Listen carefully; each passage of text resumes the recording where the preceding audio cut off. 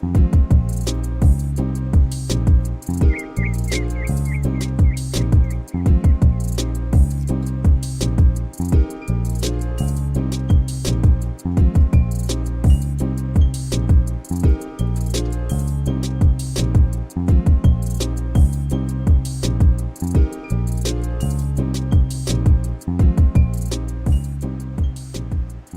evening, good evening, good evening, good evening. And it is me, Brian Forbes, the host of The Black Factor.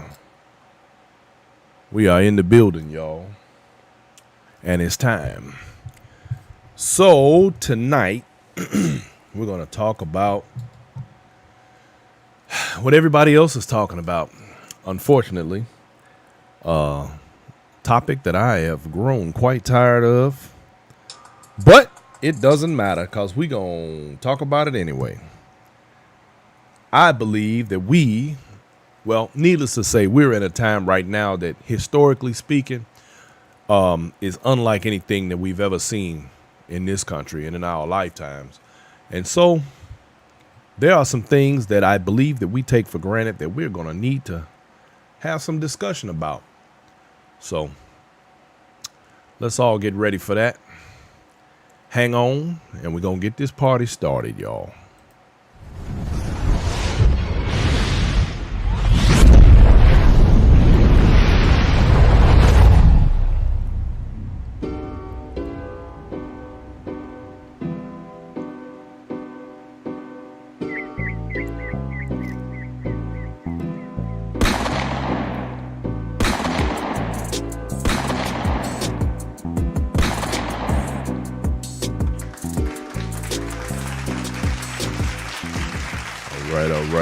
All right. So, hey, Val, good to see you this evening. Thank you for checking in. I see you on deck. Y'all coming in. Y'all come on in and hang out with me. Don't forget to hit your subscribes, hit your notifications button, and don't forget you can also see me on YouTube, Periscope, and Twitch. All while streaming on Facebook. All of those platforms are available just in case in case Facebook is not your thing. It's all right and it's all good. I want to welcome everybody to the Black Factor for the evening. Now, we gonna jump right into it tonight. I ain't gonna waste no time. Y'all know we got to talk about the crybaby in chief, commander and crybaby in charge. And we're going to discuss his latest shenanigans.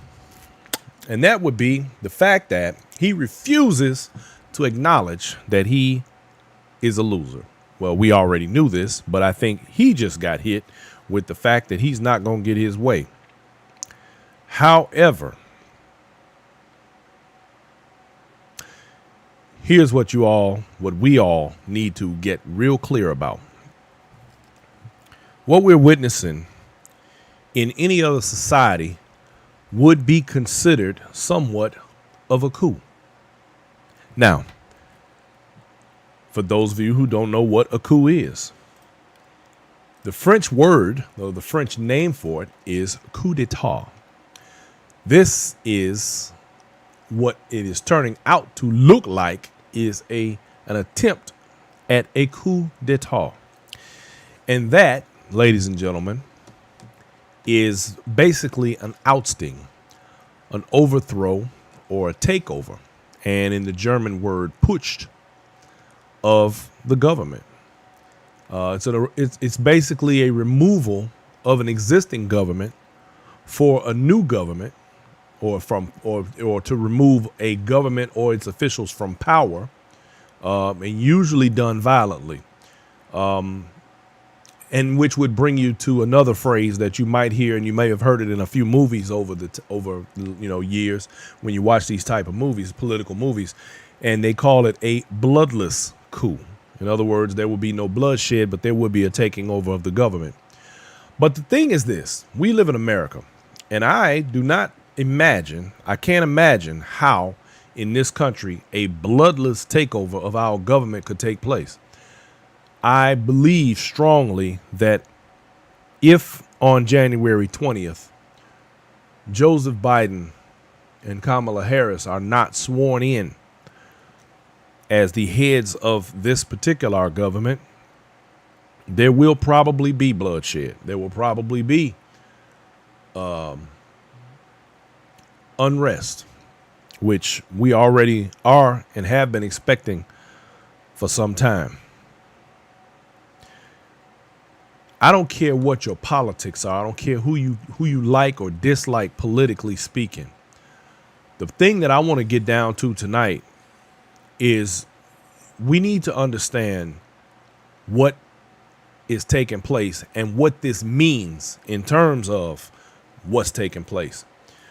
I'm really sad that we live in, here we are in 2020, and it appears that people know less about civics and about the way the government works now than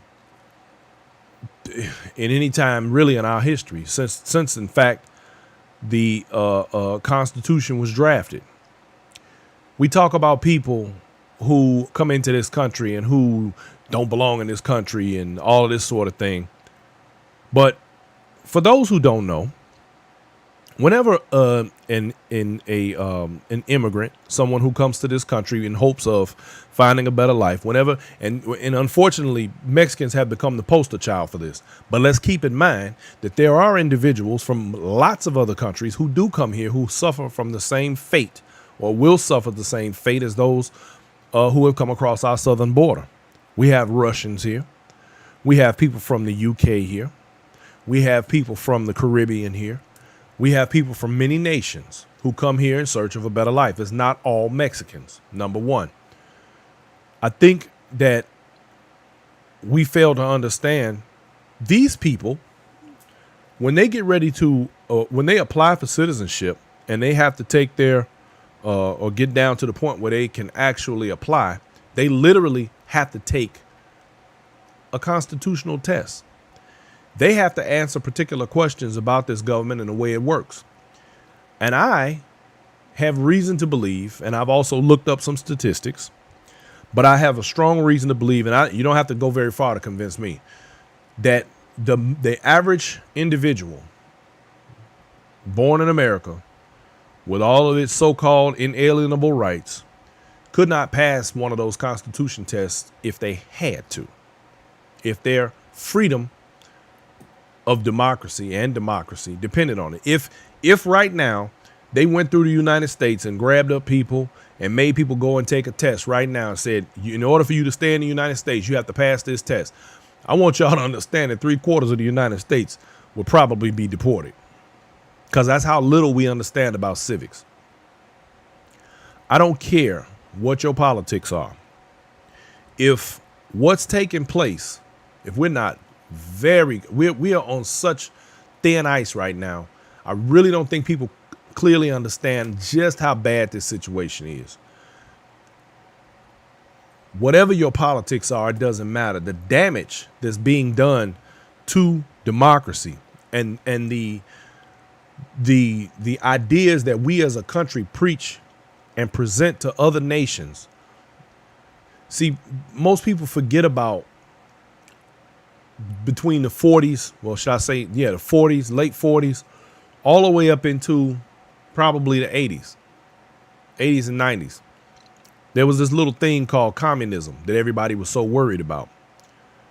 The things that Donald Trump are doing, if J. Edgar Hoover, who is not one of my more favorite people historically, were still alive or in his position as the head of the Federal Bureau of Investigation, they would have locked Donald Trump up. Matter of fact, he'd have ran out of this country for the things that he's doing. He would have got ran out of here so fast, it would have made his head spin. This sort of subversive, rhetorical nonsense that he's talking would have pretty much, they would have literally locked him up for treason. And here we are in 2020. Suffering from our hypocrisy. We have for decades gone around the world to try and tell other people how to operate in democratic society. We have literally interfered in other nations' elections. We have took it upon ourselves to decide who the rightful leaders of other nations were, regardless of the politics within that nation. We have interfered in other people's business for so long. In the words of the illustrious Malcolm X, the chickens are coming home to roost. Because here we are in our hypocrisy, having preached to other nations and other countries about democracy and about how to run a government that gives people freedom and the allowance of having particular rights, inalienable rights to humanity. We criticize other nations for their treatment of prisoners and other things of that nature, yet we violate those very same rights. Our hypocrisy knows no bounds in this country. So here we are. We have allowed one individual to take it upon himself to upend everything we've known, that I've known in my lifetime, in my 55 years, about democracy, about the way things should be. We are now on the brink. Now, here's something you all may have heard me say before.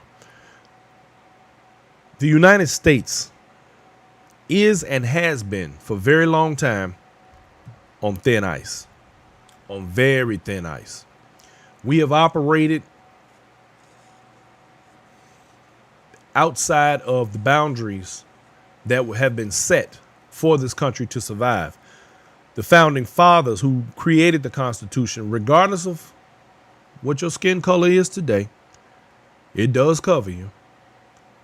But those founding fathers even said it's a great thing if we can hold it.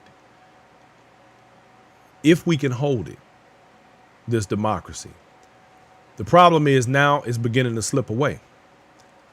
The foundations of what this democracy is are being challenged at every turn. What's sad to me is that we have an individual who had so many people so scared of him that they are afraid to do anything against him. And in fact, he has begun the rhetoric of a 2024 re-election attempt. We're going to get back to that. There are multiple reasons why I don't believe that that's going to happen. The other thing is, well, I'll get to that. This has all of the earmarkings of a coup d'etat, a coup. Dennis McCullum says Putin putting him up to commit a coup. Yes, exactly. And it wouldn't shock me, because Donald Trump is good friends with someone that I truly don't believe that he understands who this man is and what his capabilities are. Vladimir Putin ain't nothing to play with, not even a little bit. And I think he's sitting back with a big old drink and a cigar, cracking up laughing at the way this whole thing is going. I think that Donald Trump wants to be Vladimir Putin. He wants to be Kim Jong-un. He wants a dictatorship, and he is working very diligently to make that happen. Now, according to the rules of a coup d'etat, in order for it to be considered successful, the usurpers must maintain the successful takeover of the government for at least 7 days. Not very long, but nonetheless, you have to understand that while the rest of the world is watching us very closely, we have to understand that while they watch, they're drawing conclusions. We're being sized up. Everybody has the understanding or believes Now, remember, this is based on what we've said, not what anybody else in the world said. We've been walking around for a very long time in this country with the attitude that we are the freest country in the world. We are the smartest country in the world, and a whole bunch of other things that says that we're great. Okay. Fact is, it's not true. If you listen to the Donald Trumps of the world and many of those who came before him, and they talk about America being the greatest country in the world, well, I guess if you lived in another country, you'd say the same thing, and you were doing okay for yourself. The fact is, we lack in education.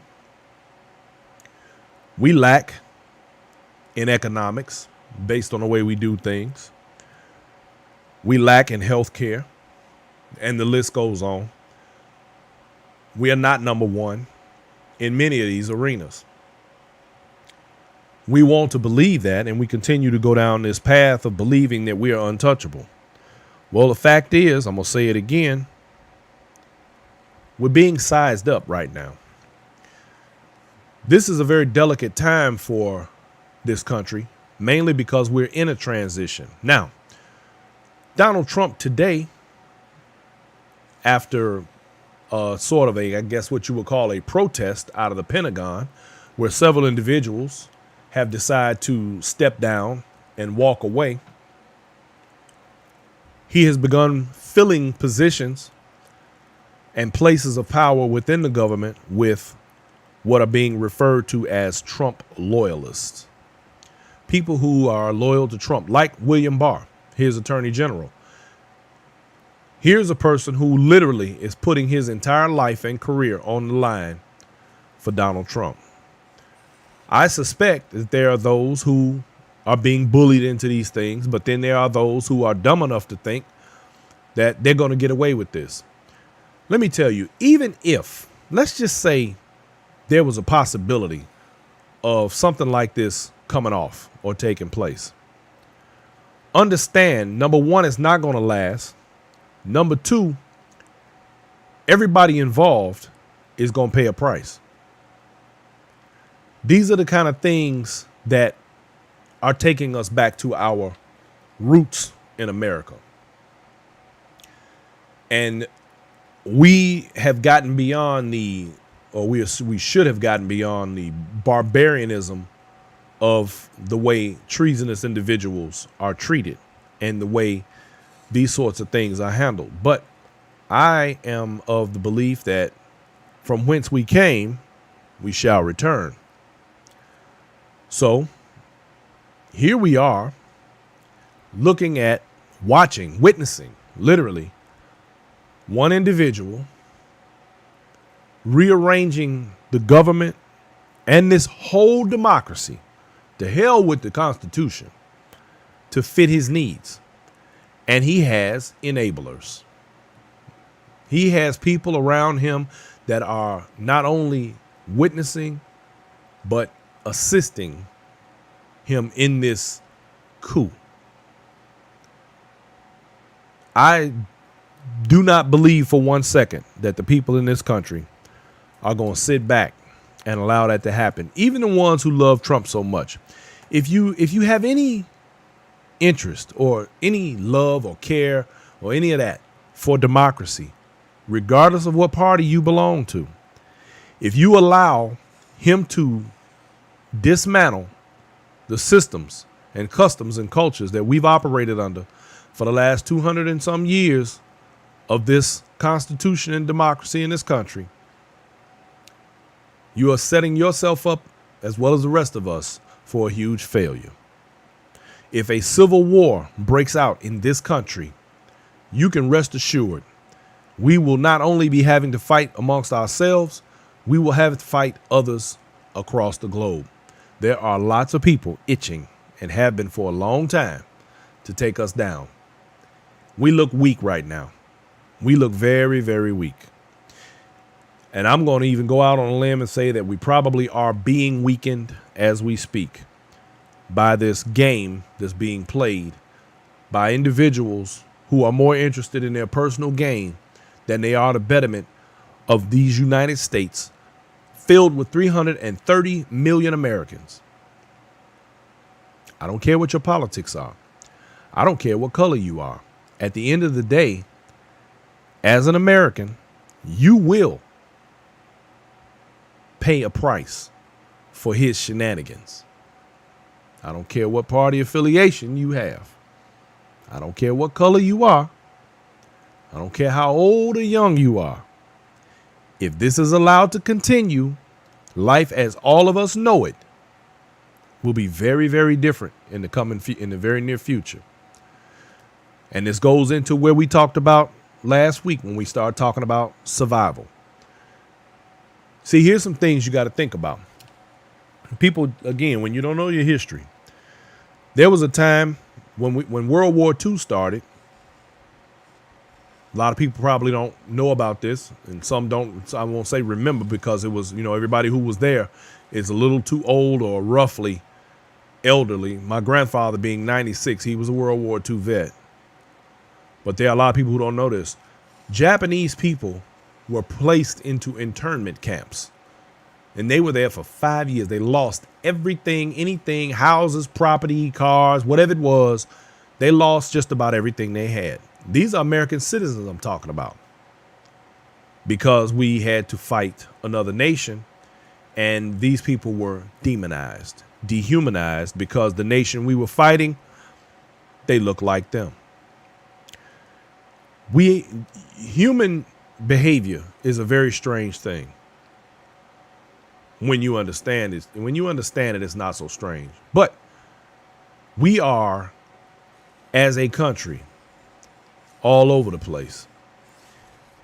When we allow one group of people to be dehumanized and demonized, people do not understand how quickly the tables turn, and they end up with people who didn't expect to be the ones that get demonized and dehumanized being in that very hot seat in a short time.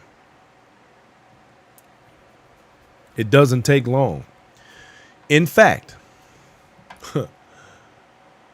one of the funny things about, and y'all know I've already referenced the book Mein Kampf by Adolf Hitler. And the reason for the reference is because what we are witnessing is a mirror of Hitler. He attempted to take over the government at first forcibly.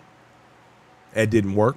He got caught out there, and he was sentenced to 5 years in jail, which was not long enough. But he was out within 9 months because of his supporters, because of the people who backed his ideas and wanted to be on that whole thing.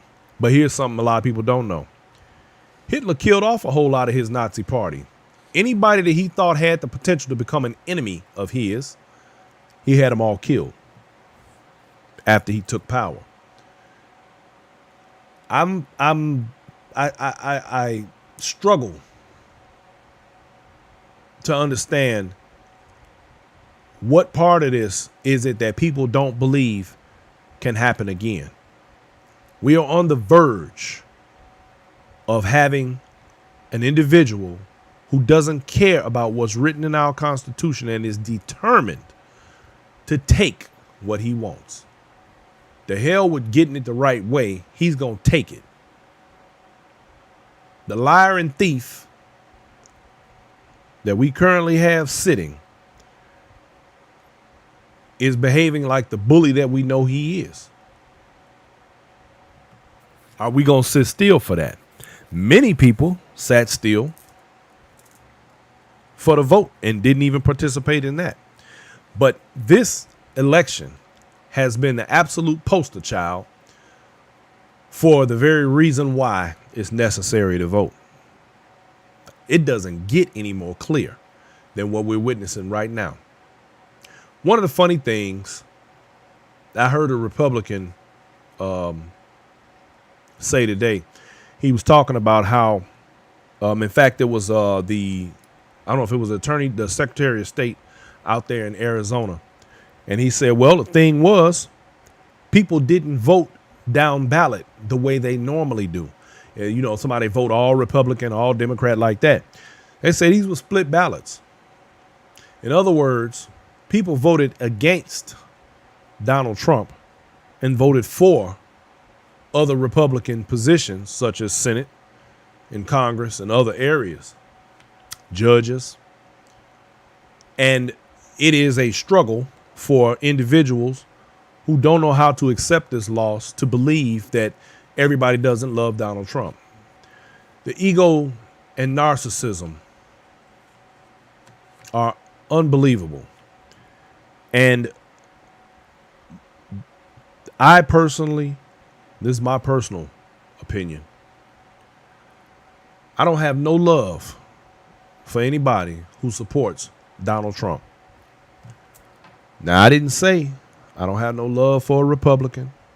I didn't say I don't have no love for anybody else. I said specifically, I don't have no love for anybody who supports bigotry, racism, the hatred, the narcissism, the ignorance, the lies, the stealing, straight thievery, and the ridiculousness of that individual. Which is exactly why he lost in an open and fair election. So now, because he doesn't like the turnout or he doesn't like the outcome, he wants to criticize the process. Well, nope, Mr. President, and I want you to know that's the first time I ever said Mr. President. Mr. President, it's time for you to go.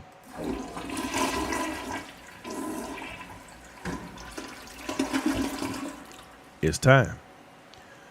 So we have to be diligent in our quest to maintain the status quo. If we do nothing else, we have to continue maintaining what we normally understand as democracy. No, it ain't perfect. It's just not. But it's been working for a very long time. And what we and us older folks, what we need to be paying attention to is, what is this going to look like for our children? If we're not careful, what's the point in any of us building a legacy? What's the point in any of us attempting to create a better financial situation for our future, for our children, for our grandchildren, if all of it is going to be pissed away because of an egomaniac? Are we really prepared for that? Well, I ain't going to lie, I'm not. One thing I'm happy to say, I'm not terribly worried about Donald Trump pulling this coup off, because generally a coup requires the military.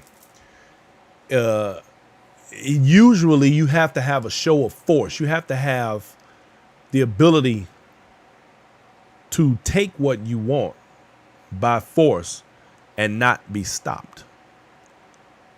Well, I happen to know that although there are soldiers who like Donald Trump, the military hierarchy don't. I think there are, based on the soldiers that I know, some that I've come in contact with, the majority of them, because of their military training, understand that they are in place to not defend the president, but to defend the Constitution. They swore an oath to defend the Constitution, to defend the citizens of these United States.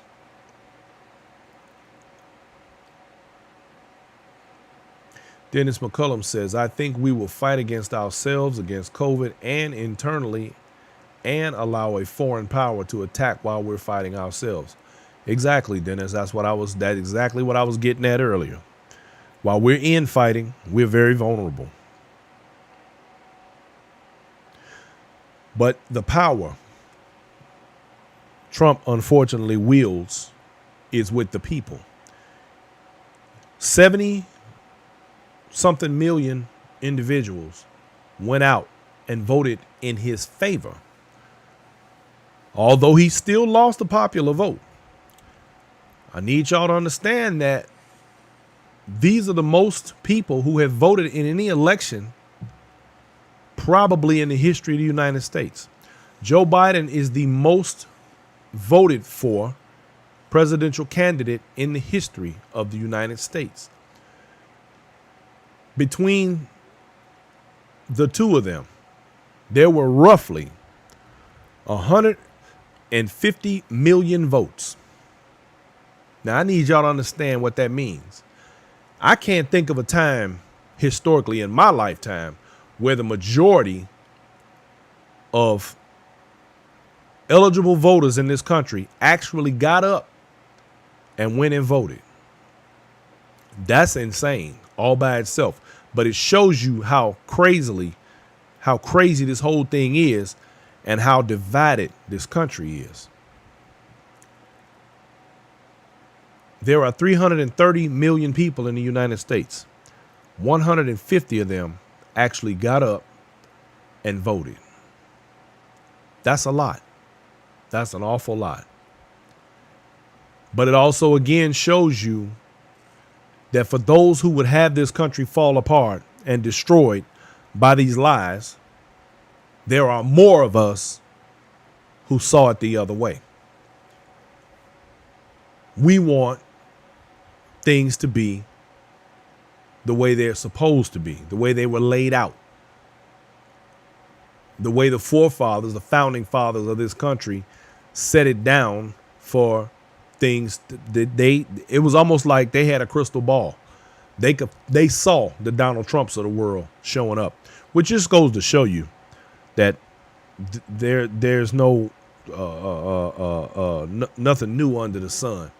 Donald Trump is not a new thing. There have been people like him around for a very long time. Now, according to these people, there's widespread voter fraud. Let me tell you something. I sat down today and figured it out. Not that it took a lot, but do you realize that even if tomorrow Joe Biden got up and said, you know what, Donald Trump, skip it. Don't bother recounting in Georgia. You can have it. That's yours. Make Georgia red again. He still loses. If Joe Biden got up tomorrow and said, hey, you know what? We don't even want Pennsylvania. Keep Pennsylvania. Keep Pennsylvania and Georgia. Guess what? Donald Trump still loses because he still got Nevada and he still got Arizona. 270. Done deal. This shows you the ridiculousness in what we're witnessing. But what people don't know is that behind the scenes, while Donald Trump, here's the thing. Donald Trump's campaign is broke. They don't have any more money. They used it all. They're out. They weren't fundraising like they claimed they were. He even at one time said he would put his own money in the game, but he hasn't done that. Now, what's happening right now, and this is just I don't want to call it a prediction because I've been right on most of my predictions so far. I don't want this. This is not a prediction because it's too hard to gauge what's on that dude's mind. But I'm thinking that maybe, just maybe, they are playing on their base because they do that a lot.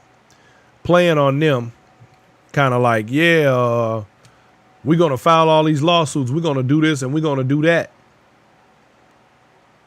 So we need y'all's help. So they're doing more fundraising so that he'll have a treasure chest to begin his fight for 2024. Either him or one of his buffoon offspring. Which is fine. Because this is a prediction. I don't think Donald Trump is going to be available in 2024. Let's also remember that in 2024, Donald Trump will be 78. Although Joe Biden is 77. and the oldest, not only the most voted for president incumbent in history, but also the oldest in history to run and win for that office. I believe that Donald Trump is going to further alienate himself from America.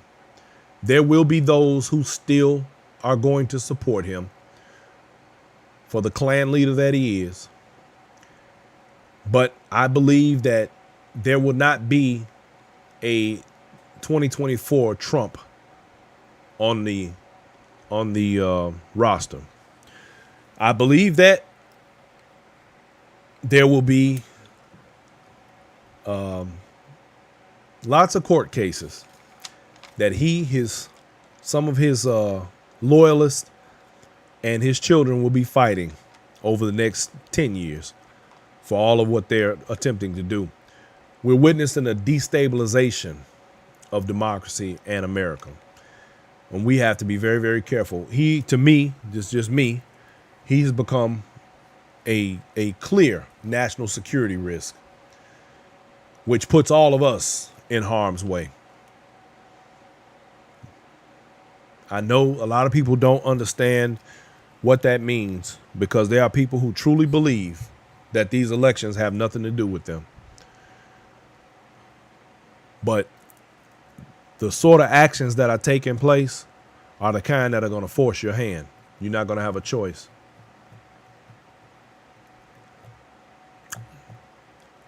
Did I mention that I hope I'm wrong? Did I mention that I hope that none of this stuff that I'm saying is even a possibility? I would rather be wrong than unhappy.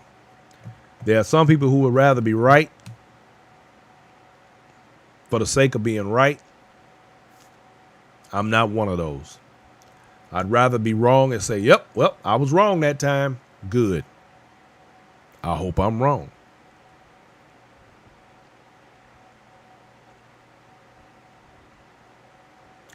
Dennis McCullum says he is asking for the money, not for the legal defense, but to build a treasure chest for himself. And he is pimping his base. Yep, he sure is. That is exactly right. He's pimping his base, and he's been pimping his base. See, one of the things that I noticed that went kind of untouched on the news, for example, was Steve Bannon. You know, he was arrested back in August, I believe it was. He was arrested for they're going to get him and Donald Trump and their children on fraud. Those people collected up a whole lot of money to build the wall. You know, the one Mexico was going to pay for? Y'all remember that? Yeah. Well, they collected a whole bunch of his supporters' money and clearly stated that every dime was going toward the wall. Well, Steve Bannon had his hand in the cookie jar. Donald Trump had his hand in the cookie jar. The kids then had their hands in the cookie jar. And Steve Bannon was arrested for that. And he came out smiling like he was untouchable. Like everything was going to be all right. Well, guess what? Everything is not going to be all right. And there are charges pending on him for taking that money. For several of them taking that money. There were several arrests. Donald Trump had already been named as an unindicted co-conspirator in a prior case. The kids all got their hands in it. I suspect that Donald Trump is probably trying as hard as he can, as we speak, to figure out how to pardon himself. But guess what? Ain't gonna happen, Captain. Ain't gonna be none of that. So, old Colt 45 is gonna be looking at some serious legal cases, in which case is going to probably keep him far away from the White House in 4 more years. Not only him, but his children as well, because I suspect there's a lot that we don't know that's going to come out after the fact. Fact is, there is no path. There is no legal path back to the White House for Donald Trump. Anything that you see happen from this day forward that involves him returning to the White House, you better believe it was done illegally. This was a fair and open election, operated in the capacity in which the Constitution allows it to operate. The fact that anybody is sitting around talking about voter fraud in the millions. We're talking in the millions. We're not talking about a few votes here, a few votes there.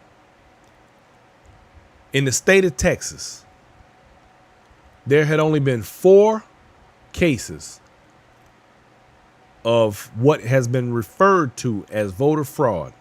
4 votes in the last 10 years. There is not enough evidence anywhere to prove that there's voter fraud on the scale to which Joe Biden and Kamala Harris have beaten Donald Trump and Michael Pence. And like the Republicans said back when Donald Trump won before, suck it up. You lost.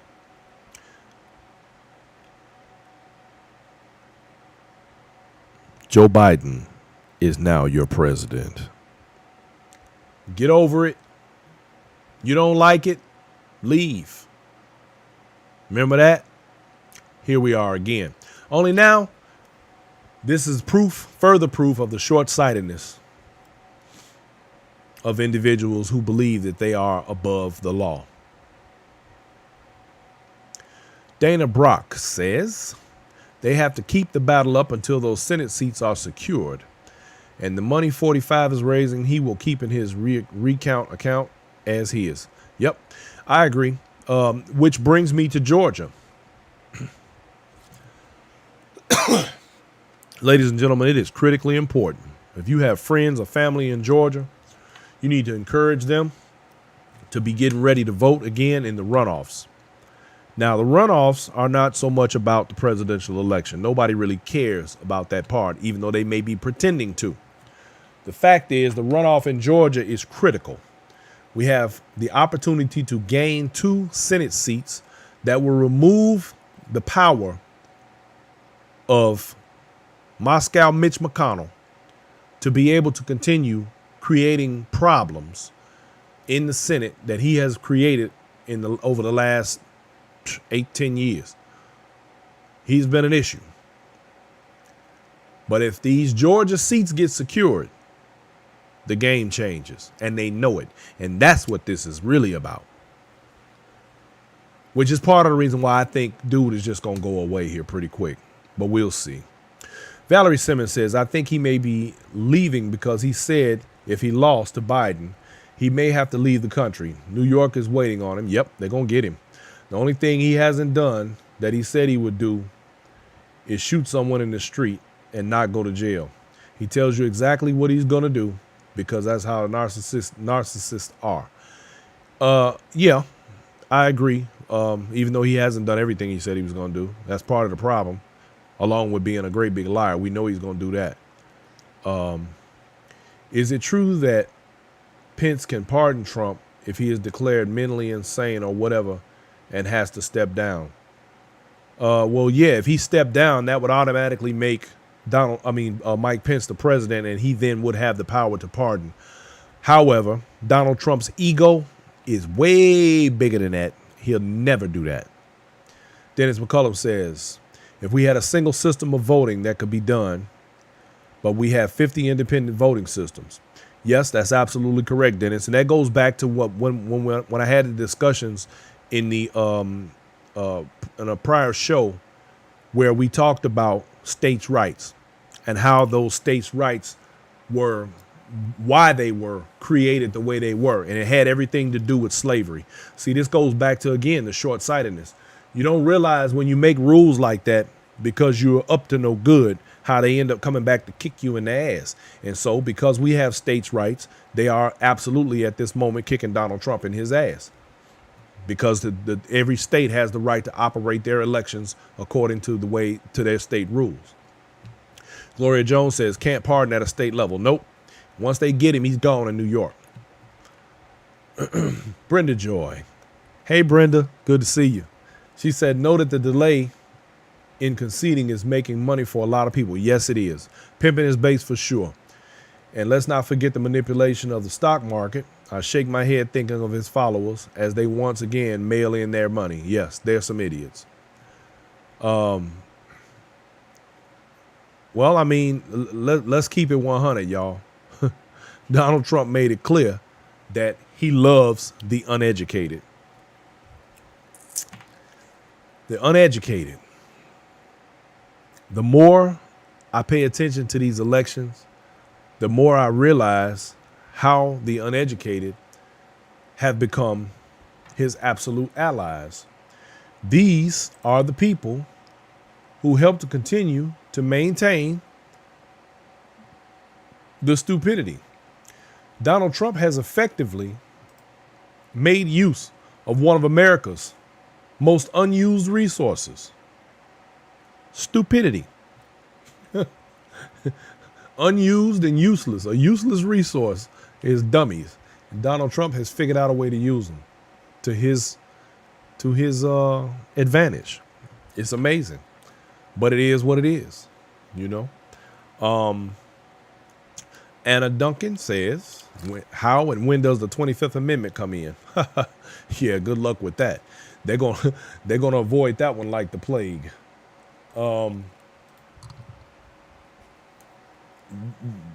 When you, like right now, I was watching another show on Twitch earlier, and there was a guy on there going back and forth with another guy about how all this voter fraud was taking place. And he challenged him to go ahead and show him the evidence, explain how that is, and show the evidence. And of course, you know what that led to: a bunch of name calling. Because when you run out of information and you run out of the ability to have a good argument, only two things happen. A narcissistic, arrogant person with limited knowledge is only going to do one of two things when you call them out and they're wrong. They're either going to get loud or they're going to start name calling. It's the only thing they got left. They have nothing else. And we watch this play out day in and day out.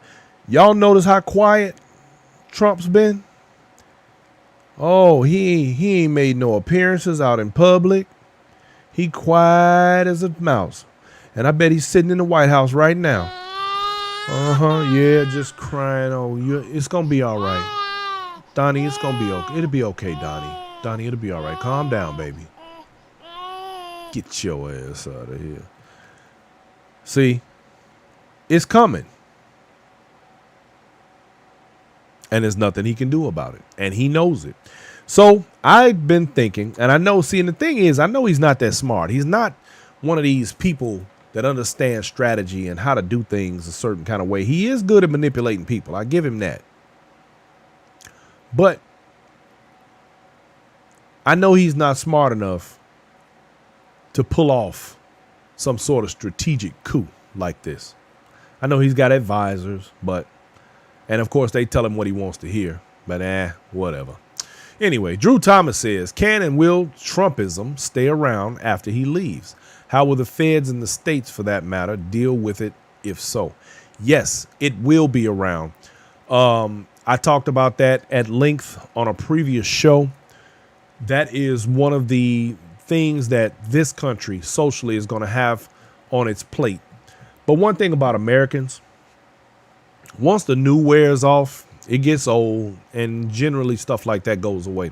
There's going to be a continued following. There's going to be him giving lectures in speeches. He's probably going to continue to do rallies after he's out of office. Why? Because he loves the spotlight. He loves to be praised. He loves to have people run up and, love on him and talk about how great he is. That's not going to go anywhere. However, like I said earlier, I believe that he's going to have his hands so full over the next minimum 3 years, minimum, that he's not going to not only have time to put up this front, but he's probably going to be wanting to be very quiet because the charges, they're coming. There are things that he has done even before becoming president that are going to catch up to him. They're already catching up to him. Let's not forget, he still owes somebody, we don't know who, $300 or $400 million. Be clear. There are people who are continuing to support him until he is completely gone out of fear. Once he's gone, there are a lot of people that are going to turn on him. There are people turning on him already. Look at the line of books that have come out in the last 6 months. It's coming.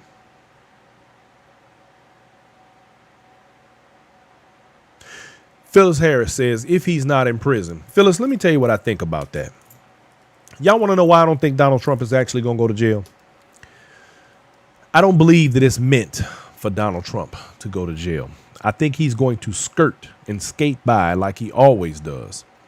But the caveat to that is there are a lot of people around him that are going to jail, probably including his children. I think that he was put there for the purpose of revelation. It was his job, whether he knows it or not, it was his job to reveal all of the wrongdoing, the potential for wrongdoing, all of the men with black hearts in politics. It was his job to reveal certain levels of corruption. It was his job to put other people in harm's way so that they will be made examples of, so that they will pay the price for his shenanigans. I genuinely believe that. I don't think he's going to pay much of a price. I don't think he's going to suffer.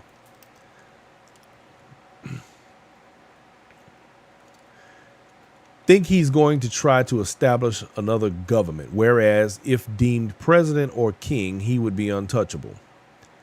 Not on this plot of land. Not here. It's not going to happen. That ain't going to happen in these United States. Now,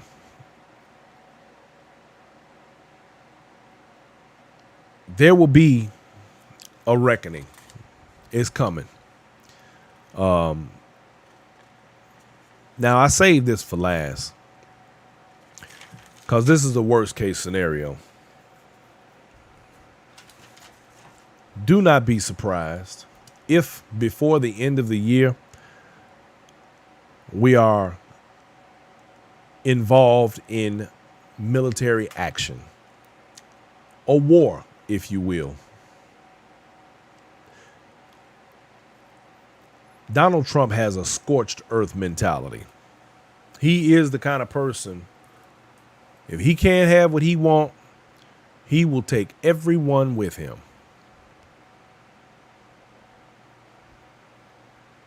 Everyone. He doesn't care about anyone or anything but himself. Nope. Do not be surprised if he tries to bring down as many people and as much of this government as possible. Because what he can't stand is that he lost.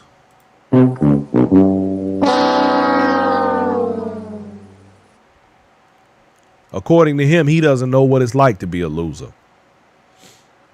But loser he is. And there's nothing that can save him beyond Even a war can't save him at this point because we've already had the election. He's out on January 20th, no matter what. It is written in the Constitution of these United States that after a free and open election, January 20th, period, the new president is to be sworn in no matter what. There's nothing that will allow him to legally take himself and place himself in the spot that Joe Biden now resides.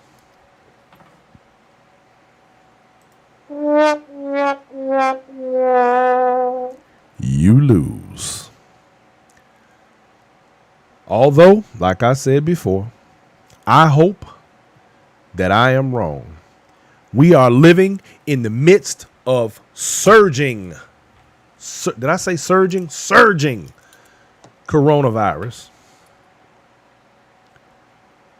And he has not mentioned not one word about it in the last 2 weeks, 3 weeks since he had it last?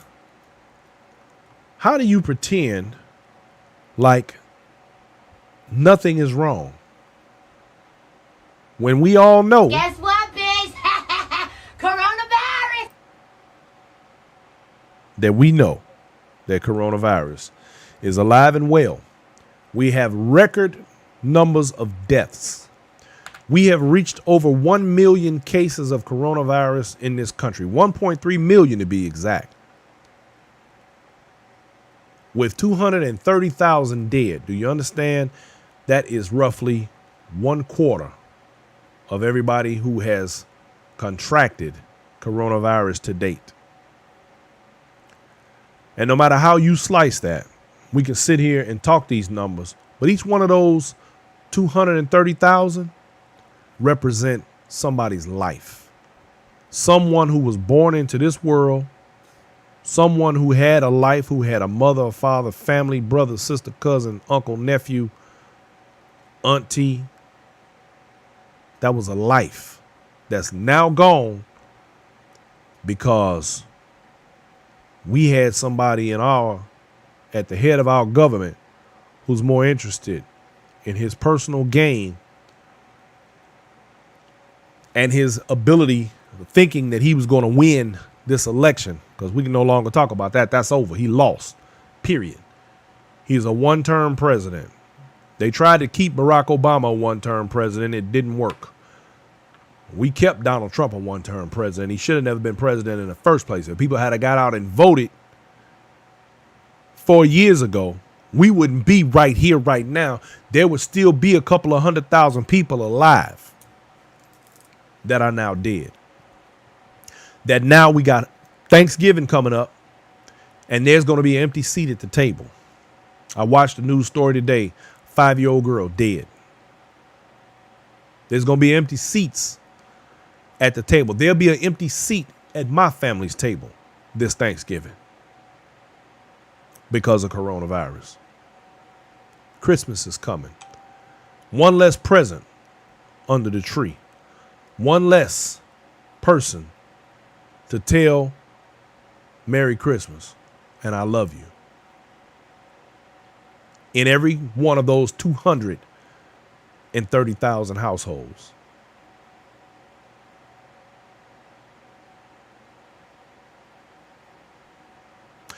Today I found out that one of his, y'all ever see them pictures all over the internet with the all the clergy all around Donald Trump praying on him and all of this? Well, one of them, I can't remember his name. I saw the story earlier. I guess I should have held on to it, but I had a hard time giving a damn.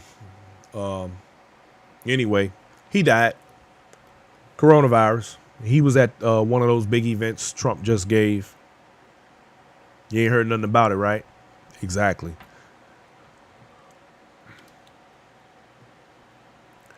Donald K. Thompson says conservative reporters have to stay the course with their rhetoric because if they tell the truth, their viewers will abandon them in a heartbeat just to listen to someone else whose ilk appeals to them. I agree with that 150%, Donald K. Thompson. There are people in this world that are so hateful that they thrive on the hate itself. They love to hate. This is what makes their world go round.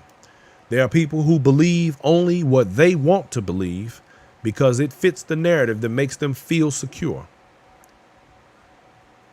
Then that's what this is about. Fear mongering. We have a president who has operated in fear from the word go. There are people all over the internet right now, and that's funny because I've seen this repeatedly on different areas where I'm arguing with people and watching people go back and forth, where they go on and on and on about how we're all going to be sorry when Joe Biden, when his term is up. We're going to be so sorry. He going to do so much damage. He's going to tear up so much stuff and all of this, while never mentioning all the lies and destruction that Donald Trump has created. Just the whole operation, the way he's doing everything, the way he's acting right now is doing irreparable damage to this democracy. But they don't see that part. And that, for me, is a shame. Valerie Simmons says, I know a man who lost his wife, his mother, and son. Was on life support. He survived, and while he was at the funeral of his mother, they called to tell him his wife died. 3 weeks later, his son on a ventilator. Yeah, see, listen, I got a few stories like that.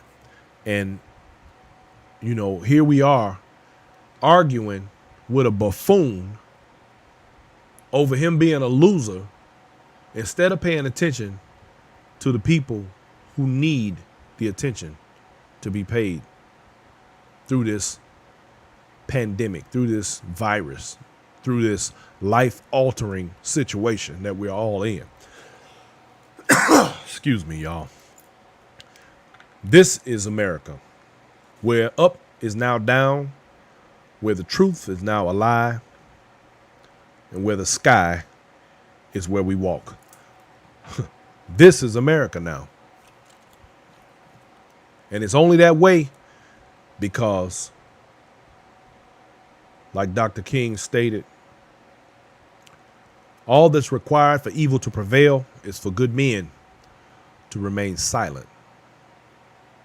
And I question that, actually, because do good men remain silent? Or do good men enable the actor? Do good men allow usurpers to usurp?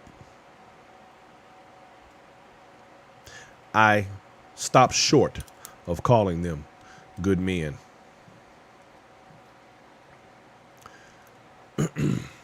Let's see. Riri says, a lot of people are dead because of that virus. Why we have to be number one in the most cases over the world. Ridiculous. He refuses to listen. Exactly. Yes, but this is what we are dealing with. This is what we have been dealing with. And I don't know. But I guess the part that really kills me is, how is it that people with common sense, and I guess that I just answered my own question. Everybody doesn't have it. Common sense is not a flower that blooms in everyone's garden. And there are individuals whose common sense has never been a thing.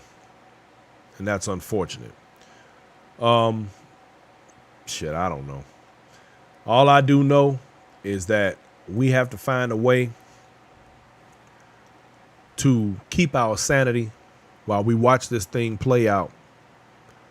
But I can tell you this unequivocally.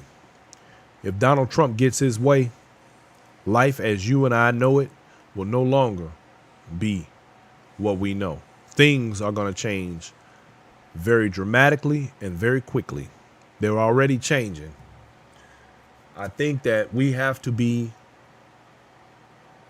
diligent and focused on making sure that on January 20th, no matter what walls Donald Trump puts up, no matter what obstacles they attempt to throw in the way of those who are seeking to move this democracy forward, on January 20th, Joe Biden needs to be standing at the Capitol being sworn in. Period. If that doesn't happen, I don't know how many of y'all got passports. Because I'm telling you now, what little rights black folks have, what little rights any of us have, are going out the window. This is exactly, almost verbatim, this is exactly how Hitler took over Germany. There's no getting around it. Ain't no two ways about it. I'm going to say it like I always tell y'all on my show. Don't believe nothing I say. Check it for yourself. Look it up.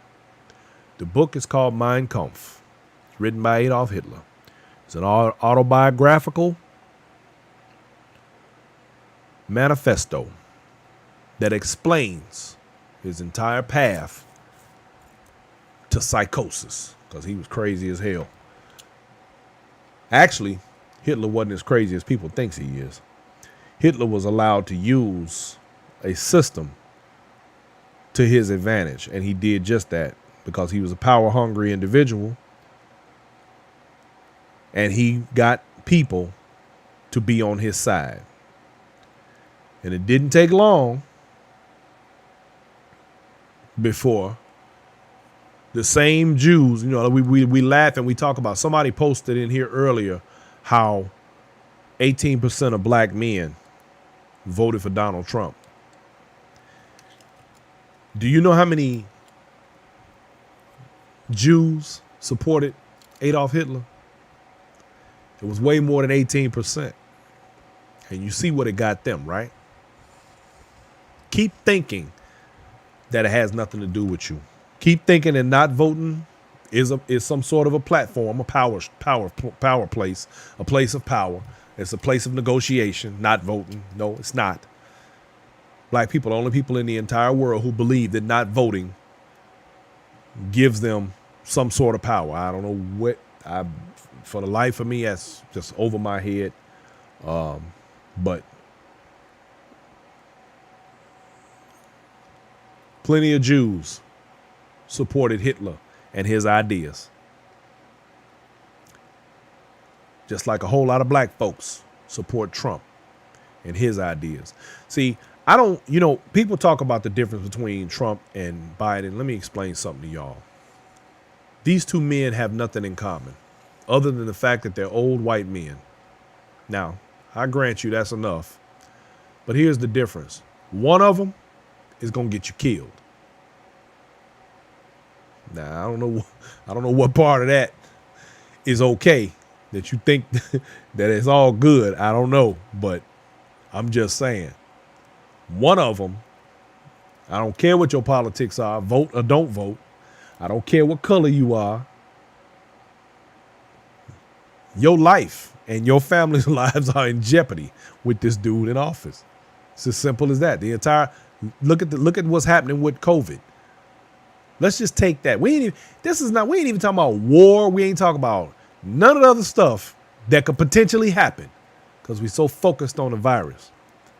But we got 230,000 people who have dropped dead because of a virus, because nobody wants to wear a mask, because he said it was a good idea and made it a Republican thing not to wear a mask. How do you politicize a health matter? He did it. And people fell for it. And now this country is in the middle of a shitstorm. Imagine that. Dennis said, will Trump put up a fence around the National Mall so that Biden can't have an inauguration event? Yeah, he might try it. That wouldn't surprise me at all.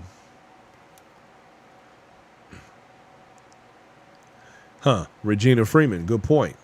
She says, as you noticed, Hitler thought tall blonde hair and blue eyes were superior, but he didn't have either of those.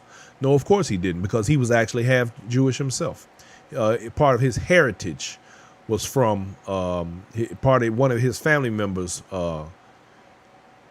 gave him the traits, because Judaism is, of course, a religion and not a race, but he also had the characteristics and traits having come from a Jewish background himself. So you're absolutely right. That is the levels of self-hate, much like what we have in the black community, that is undeniable.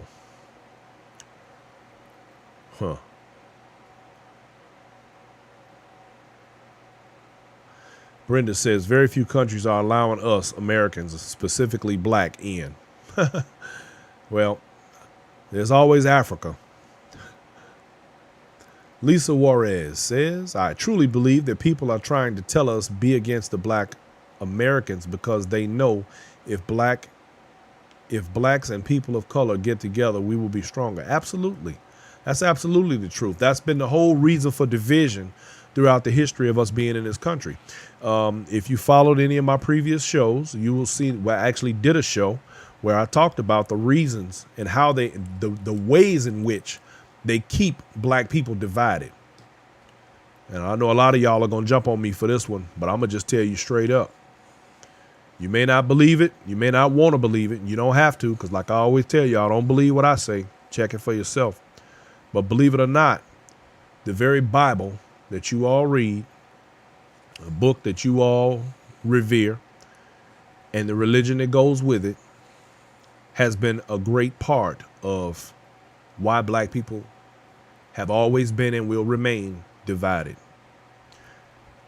And that conversation alone will divide us, because no matter what I say that makes sense, somebody's going to say, but I believe, just like Trump supporters.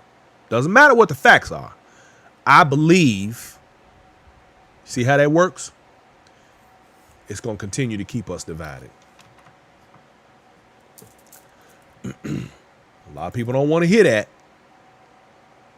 but it's the truth. And like I said before, and I'll tell y'all right quick, you notice I never touch religious subjects on this show. There's a reason why. And I'll give y'all a little bit of background on me. There was a time when I spent so much time in my Bible and studying and learning and reading. Y'all need to know you can't see the top part of my bookshelf up there. I got Bibles damn near stacked to the ceiling. Bibles, Qurans, Torahs. I got all kind of good stuff. But the thing is this. In the Bible, it says, study to show thyself approved. I worked really hard. I studied a lot. But you know what happened? The more I studied and the harder I worked to become a good Christian, the more I learned. And the more I learned, well, I was disheartened at first too. But facts are facts. And it's as simple as that. And so all of those times, and I've had many pastors and others approach me about going into the pulpit. But because I don't play with stuff like that, I personally refuse to do it. And the reason I refuse to do it is because what I'm not going to do is lie to my people. I'm not going to stand up there in front of a group of people whom I love and tell them things that I know because of what I know and because of what I've learned and because of what I've studied and because of what I've seen, that I know. I mean, ain't nothing wrong with an encouraging word every now and then. It's something to, give people to hold on to and cling to. There's nothing wrong with any of that. I got that. But I know how damaging propaganda is to all of us. We're witnessing the damage that propaganda does right now. We're witnessing it as we speak. Anyway, enough of that. We have to be diligent and make sure that on January 20th, an inauguration takes place, and the person who belongs on that podium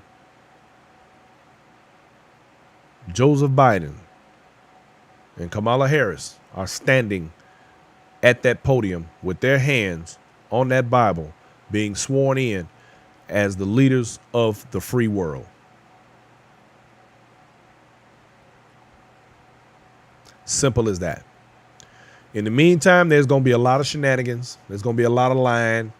There's going to be a lot of everything, because they are like a fish out of water, flailing around, trying to survive and trying to stay out of jail.